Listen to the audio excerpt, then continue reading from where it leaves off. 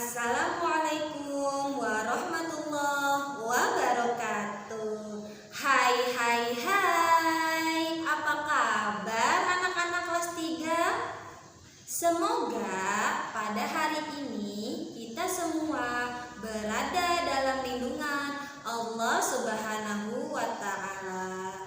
Semangat pagi! Sebelum memulai pelajaran, tentunya kita harus semangat walaupun belajarnya cukup dari rumah.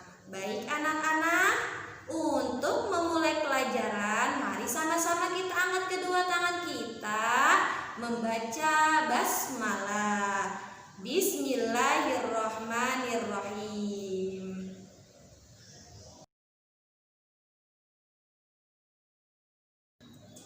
Anak-anak, pada video sebelumnya kita sudah belajar tentang apa itu dongeng.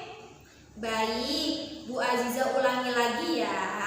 Dongeng adalah cerita khayalan yang menceritakan peristiwa yang terjadi pada zaman dahulu untuk hiburan. Selain itu, ada yang dinamakan dengan legenda. Apa sih legenda? Oke, Bu Aziza jelaskan ya. Legenda adalah cerita yang mengisahkan tentang asal-usul suatu tempat. Selain itu, ada juga loh yang dinamakan dengan fabel. Nah, fabel itu adalah dongeng yang pemerannya itu tokoh. Contohnya saja seperti dongeng si kancil. Nah, itu termasuk dengan fabel yang tokohnya itu adalah hewan, yaitu kancil. Anak-anak, dalam dongeng terdapat pesan. Pesan berisi nilai-nilai moral. Pesan juga merupakan ajakan atau nasihat untuk berbuat baik yang disampaikan pengarang dalam dongeng. Berikut ini adalah contoh dongeng yang Bu Aziza sampaikan. Dengarkan baik-baik ya, dan jangan lupa untuk ditonton sampai tuntas. Sahabat pohon.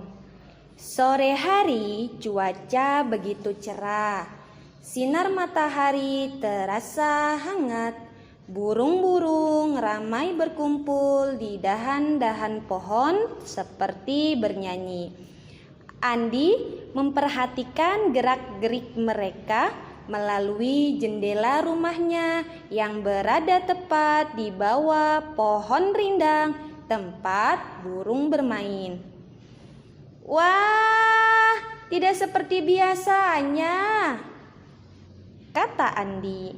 Banyak sekali burung di pohon itu.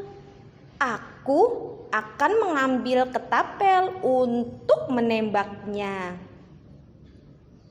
Setelah siap dengan ketapelnya, Andi berjalan mengendap-endap menuju pagar rumah untuk bersembunyi.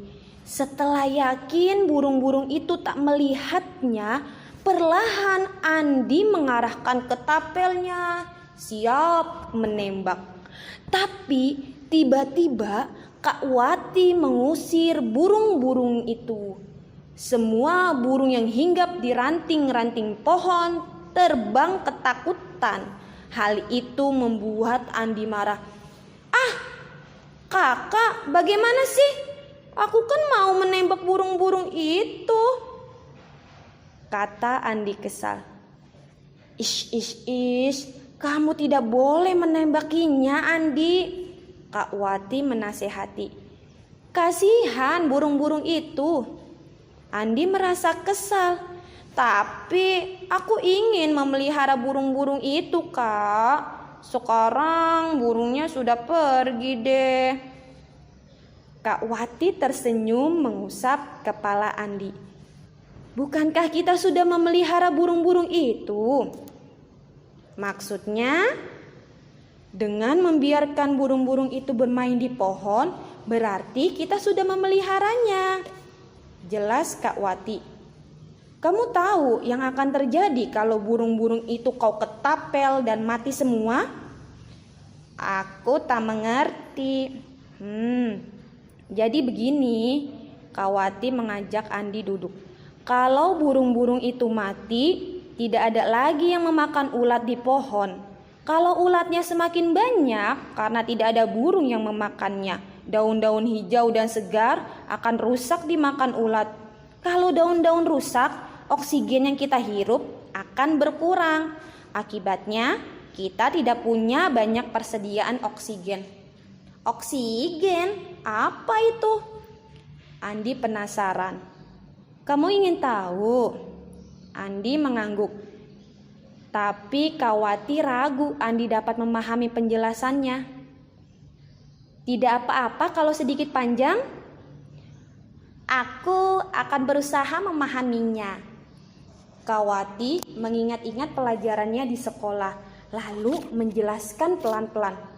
Semua makhluk hidup itu butuh bernapas, Andi. Pohon juga? Ya, tapi dengan cara berbeda. Manusia dan hewan menghirup oksigen dari udara.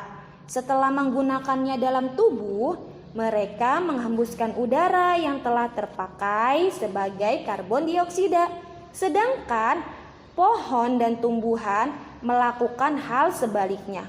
Mereka mengambil karbon dioksida dan melepaskan oksigen. Proses pertukaran itu membuat udara menjadi bersih. Jadi pohon harus tetap hidup ya Kak? Betul Andi, kata kakaknya. Kalau pohon mati dan semua daun-daun di bumi ini rusak, kita tidak bisa mendapatkan oksigen. Itu artinya kita tidak dapat bernapas lagi. Andi mau kita tidak bernapas? Andi menggeleng, lalu tersenyum saat kakak mengelus rambutnya. Wah, untung saja kakak kasih tahu, kata Andi. Kalau tidak, Andi bisa merusak pohon-pohon itu ya Kak. Kak Wati tersenyum memeluk Andi. Sejak saat itu, Andi menyimpan ketapelnya sebagai hiasan. Ia tidak lagi berburu burung. Sebaliknya, ia senang menikmati kicauan mereka setiap hari sambil merawat bunga dan pohon di sekitarnya. Bagaimana anak-anak? Sudah kalian tonton video tadi tentang dongeng? Bagus. Lalu apa cerita tentang dongeng yang Bu Azia sampaikan? Ya, betul, bagus. Jadi dongeng tersebut menceritakan tentang Andi yang ingin mengetapel burung yang hinggap di pohon. Tapi digagalkan oleh Kak Wati karena sebagai manusia atau sebagai makhluk ciptaan Allah, kita tidak boleh berlaku jahat kepada binatang atau hewan. Anak-anak, sekarang kalian salin pertanyaan berikut di buku tulis kalian ya. Kemudian kalian jawab. 1. Apa judul dongeng tersebut? 2. Siapa saja tokoh yang ada dalam dongeng tersebut?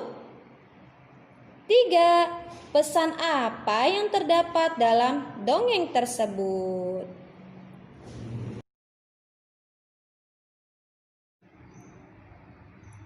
Kesimpulan dari pelajaran ini adalah 1. Fungsi dongeng sebagai hiburan. 2. Pesan dalam dongeng berupa pesan moral untuk mengajak atau menasihati untuk berbuat baik yang disampaikan pengarang dalam dongeng. Ketiga, saat membacakan dongeng, kita harus memperhatikan cara menyampaikan cerita, dialog, gerak-gerik, dan ekspresi wajah. Alhamdulillah anak-anak, pelajaran kita tentang hari ini, pesan dalam dongeng, sudah selesai. Jangan lupa untuk selalu menjaga kesehatan di rumah ya. Sama-sama yuk